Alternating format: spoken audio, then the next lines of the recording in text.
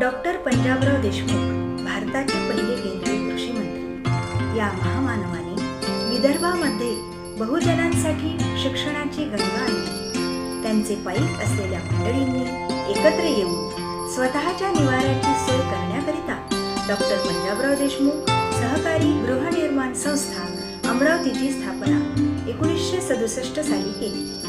ही संस्था एकूण 11 एकर क्षेत्रफळावर विस्तारली असून अमरावती शहराच्या विदर्भ महाविद्यालयाच्या विस्तीर्ण परिसराच्या बाजूला वसलेली आहे. या संस्थेच्या परिसरामध्ये सभासद व त्यांच्या कुटुंबियांच्या शरीर स्वास्थ्याकरिता जॉगिंग ट्रॅक व ओपन जिमची व्यवस्था आहे.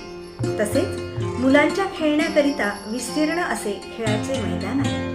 मुलांना व युवकांना खेळामध्ये प्रोत्साहन मिळण्याकरिता संस्थेच्या मैदानावर राज्यस्तरीय व्हॉलीबॉल व कबड्डी सामने आयोजित करण्यात येतात.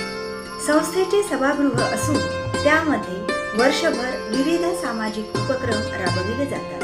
त्यामध्ये रक्तदान, आरोग्य तपासणी, व्याख्यान व सामाजिक उद्बोधन कार्यक्रमांचा अंतर्भाव असतो. याच सभागृहात मागील 15 वर्षांपासून योग अभ्यास व प्रशिक्षण अविरत सुरू असून संस्थेचे सभासद व परिसरातील नागरिक त्याचा लाभ घेतात. संस्थेच्या परिसरामध्ये धार्मिक अध्ययन केंद्र असून त्यांची स्वतंत्र समिती स्थापन करण्यात आली आहे. त्याचप्रमाणे संत गाडगेबाबा यांच्या नावाने ज्येष्ठ नागरिकांकरिता स्वतंत्र सभागृह असून त्यामध्ये संस्थेतील सर्व ज्येष्ठ नागरिक विविध सामाजिक कार्यक्रमांचे आयोजन करतात. त्यामध्ये वाचनालयाचीही व्यवस्था करण्यात आली आहे. संस्थेचे सभासद स्वच्छतेविषयी जागरूक असून दरवर्षी संत गाडगेबाबा यांच्या पुण्यस्मरणानिमित्त विशेष स्वच्छता अभियान राबविण्यात येते. ज्यांच्या नावाने ही संस्था स्थापन झाली त्या शिक्षण महर्षी डॉक्टर पंजाबराव देशमुख यांच्या जयंतीनिमित्त सांस्कृतिक कार्यक्रमांचेही आयोजन करण्यात येते.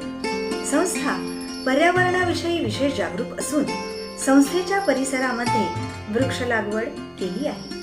त्यामुळे भरपूर वृक्षवल्ली बहरली आहे. संस्थेची स्वतंत्र पाणी वाटप व्यवस्था मागील 30 वर्षांपासून नियमित सुरू आहे.